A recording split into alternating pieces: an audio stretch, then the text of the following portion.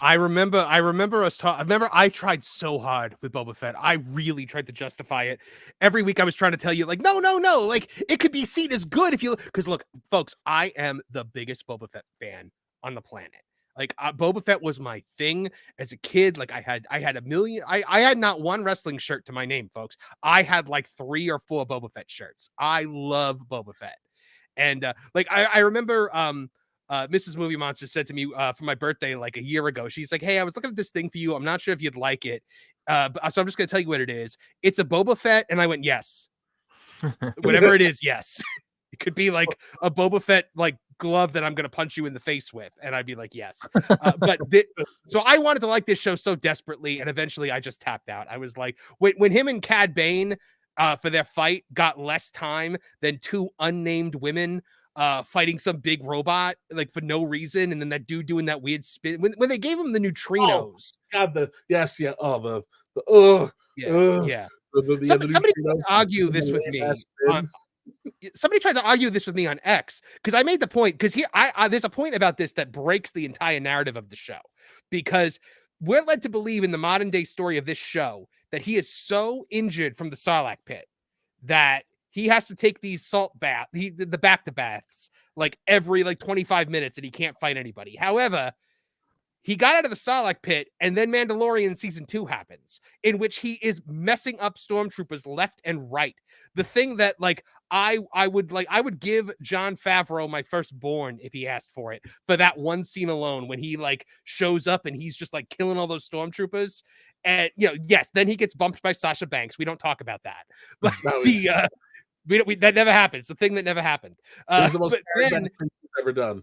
And it's but then you have the whole backstory of him with the Tuskens too, and he's fine during that. So why now in the modern day storyline does he have to go to his bathtub every 10 seconds? I don't like it. I mean, I wasn't the biggest fan either in all of the Star Wars. I just completely fell off of all of them. I don't care about anything they're doing. If they put a movie out, I'll go watch a Star Wars movie, of course. But it depends on what the movie is for me. Yeah, that whole last. If it's that Rey movie, I ain't going. That's what I mean. That whole last trilogy they did there was just completely turned me off. And then the shows sort of didn't live up to the hype. And yeah, I agree. It should have been like the whole first episode should have been like him getting out of the pit or whatever. Like give us some badassery. And I loved seeing him get out of the Sarlacc. When that was the first scene, I was like, okay, I'm in. Because like I had Tales from Jabba's Palace, I had Tales of the Bounty Hunters, I had all this stuff. So, Kev, what was the point you were just going to make about Boba? Listen, this is a case of what could have been versus what we got, right? Like you could break the show down and go, you know what? Having him with the Tusken camp, to me, like it should have been the majority.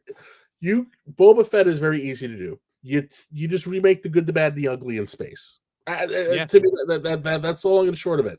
The stranger comes into town, he gets nursed back to health. There's a bigger threat coming that hurt the townspeople. He's got to make a choice. He's going to stay and fight, and then you wind up finding out that he has a connection to the bad guy, and so now it's personal. And then he whips everybody's ass. Seeing Cad Bane was that guy. Like seeing Cad Bane in live action, I like almost died. Like that, my spirit left my body when I saw Cad Bane show up. Well, here's a pain in the ass of it though. And this is where I get irritated with Filoni. Not everybody watched the Clone Wars, right? And most of the people who watched the Clone Wars most certainly didn't pick up that comic, which is why Ventress is running around alive in the Bad Batch. You should have taken the 32 seconds necessary to show us Kid Boba Fett in this fight with Cad Bane. I know. A flashback even. Give me a flashback instead of a scene where a bunch of teenagers get robot stomachs. Yep. I'm like, we spend a lot of time on a bunch of unnecessary horse shit, and all you have to do is give people a little bit of meat. I know that Cad Bane put the dent in the helmet, but no one else does. So it's I don't it's.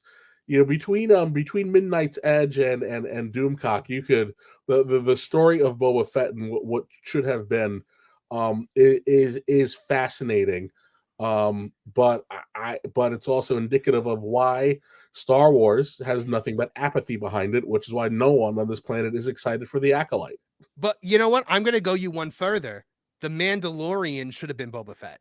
Because everything we thought Boba Fett was is what they turned Mando into. And could you imagine the story is Boba Fett with Grogu?